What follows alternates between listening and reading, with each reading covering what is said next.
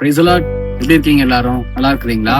நீதிமொழிகள்ல பாருங்க 28ஆம் அதிகாரம் 22ஆம் வசனத்தை வாசிக்கிறேன். பைபிள்ல கவனிச்சு பாருங்க. வன்கண்ணன் செல்வனாகிறதற்கு பதறுகிறான், வறுமை தனக்கு வரும் என்று அறியாதிருக்கிறான். இந்த வசனத்தை இங்கிலீஷ் பைபிள்ல பார்க்கும்போது வன்கண்ணன் அப்படிங்கறதுக்கு செல்ஃபிஷ் அப்படின்ற ஒரு வார்த்தையை குறிப்பிடுகிறத நான் பார்க்கிறேன். அப்போ சுயநலம், எந்த மனுஷனுக்குள்ள ஒரு சுயநலமான ஒரு வாழ்க்கை இருக்கோ அந்த மனுஷன் ஆசீர்வாதத்தை பெற்றுக்கொள்ள முடியாது. சுயநலம் 2 விதமான கேட்டகரி இருக்கு. ஃபர்ஸ்ட் கேட்டகரி நான், எனக்காக எனக்காக எனக்காக யோசிக்கிறது ஒரு செல்ஃபிஷ்னஸ். 2வது எனக்காக, என் மனைவிக்காக, என் பிள்ளைக்காக, என் சந்ததிக்காகன்னு சொல்லி சேர்த்து வச்சாலும் அதுவும் தவறு தான். அதை நீங்க புரிந்து கொள்ள வேண்டும். இப்போ சுயநலமா எனக்காக, என் சந்ததிக்காக அப்படின்னு சொல்லி வாழும்போது என்ன நடக்குது தெரியுமா? நம்ம பொய் பேசுறோம், திருட்டுத்தனம் பண்றோம், அநேக பேரை துரோகம் பண்ணி தான் ஆகணும். அப்பதான் நம்ம சுயநலமா சம்பாதிக்க முடியும்.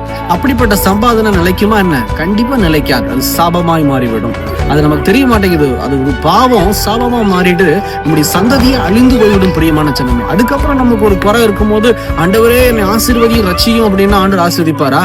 ஆசீர்வதிக்கவே மாட்டாரு. நான் சபைக்கு இதை தரேன், இதோ ஊழியக்காரனுக்கு இதை செய்யறேன், அநாத பிள்ளைகளுக்கு நான் இந்த காரியத்தை செய்யறேன் அப்படின்னு சொல்லி நம்ம எவ்வளவு டொனேஷன் கொடுத்தாலும் இந்த சாபத்தை மாற்ற முடியாது. அநேக பேர் இந்த தவறாதான் செய்துட்டு இருக்கிறோம். மனம் திரும்புங்க, உண்மையா இருங்க, பரிபூர்ண ஆசீர்வாதத்தை பெற்றுக் கொள்ளுவீங்க. இந்த வீடியோ தொடர்ச்சி லிங்க் இருக்கு, கிளிக் பண்ணி பாருங்க. அப்பதான் உங்களுக்கு புரியும். எங்களுக்காக ஜெபித்துக் கொள்ளுங்கள். கர்த்தர் உங்களை ஆசீர்வதிப்பாராக. God bless you.